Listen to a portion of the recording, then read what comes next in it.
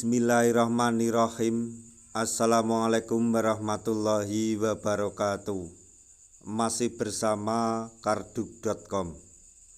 Pada kesempatan kali ini kami akan menyampaikan informasi terbaru untuk para tenaga honorer terkait dengan seleksi P3K tahun 2024, yaitu mohon maaf, BKN putuskan hanya honorer yang muncul kode ini akan diangkat menjadi P3K penuh waktu.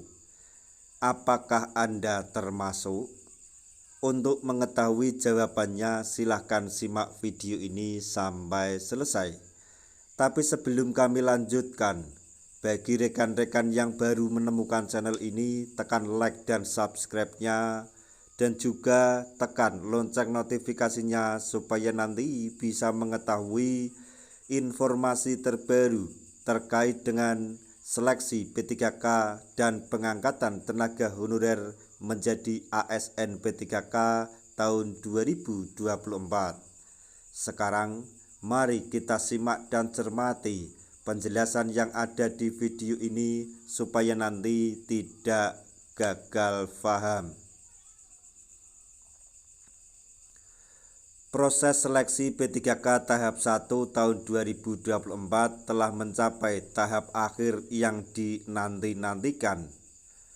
Berdasarkan jadwal resmi dari Badan Kepegawaian Negara atau BKN mengumumkan hasil seleksi P3K tahap 1 berlangsung mulai tanggal 24 hingga 31 Desember 2024. Seluruh instansi pemerintah baik di tingkat pusat maupun daerah telah dipersiapkan untuk merilis hasil akhir seleksi ini secara serentak. Setiap peserta diberikan beberapa pilihan untuk mengetahui hasil seleksi mereka.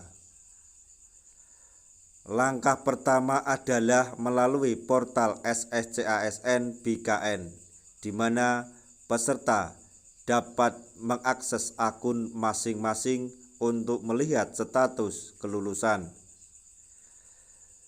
Selain itu, informasi hasil kelulusan juga dapat ditemukan di situs resmi instansi yang dilamar. Setelah mengunduh pengumuman, peserta akan melihat sejumlah kode pada kolom keterangan kelulusan. Setiap kode memiliki arti tertentu yang menggambarkan status peserta dalam proses seleksi. Berikut ini makna kode dalam hasil pengumuman kelulusan P3K tahap 1, yaitu L, artinya menandakan peserta telah dinyatakan lulus seleksi berdasarkan keputusan Menteri Pendayagunaan Aparatur Negara dan Reformasi Birokrasi atau Menpan RB nomor 347 tahun 2024. Kemudian R2, artinya merujuk pada peserta dari kategori tenaga honorer kategori 2 atau THK2 yang dinyatakan lulus. Kemudian R3, menunjukkan peserta honorer atau tenaga non-ASN yang terdata dan dinyatakan lulus.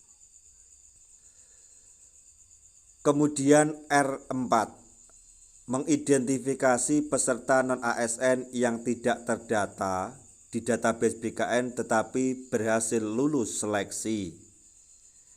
Kemudian TH, artinya digunakan untuk peserta yang tidak hadir pada tahap seleksi kompetensi.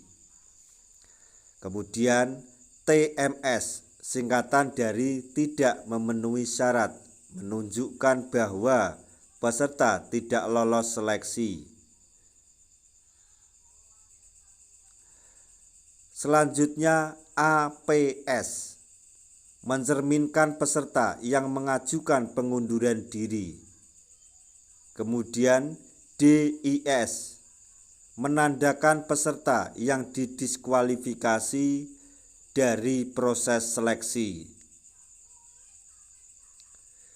Bagi peserta yang berhasil mendapatkan kode L, ini adalah bertanda baik.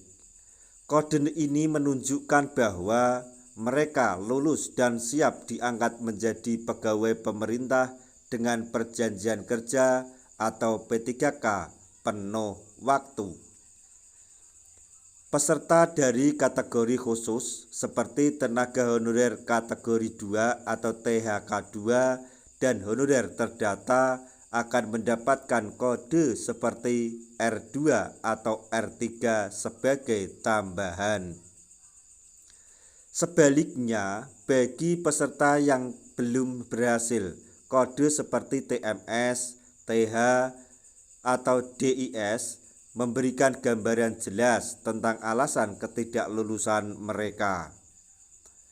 Namun, ada harapan bagi peserta yang tidak lolos seleksi penuh waktu untuk dipertimbangkan sebagai P3K paruh waktu, tergantung pada kebutuhan instansi terkait. Bagi peserta yang lulus, tahap berikutnya adalah proses pengangkatan sebagai P3K sesuai peraturan yang berlaku. Sementara itu, bagi yang tidak lolos tetap disarankan untuk memantau informasi resmi dari instansi terkait untuk peluang berikutnya. Demikian informasi yang dapat kami sampaikan. Informasi terbaru untuk para tenaga honorer terkait dengan seleksi P3K tahun 2024 tahap 1. Semoga informasi ini dapat bermanfaat bagi rekan-rekan tenaga honorer semuanya. Di akhir video, kami mengucapkan banyak terima kasih. Wassalamualaikum warahmatullahi wabarakatuh.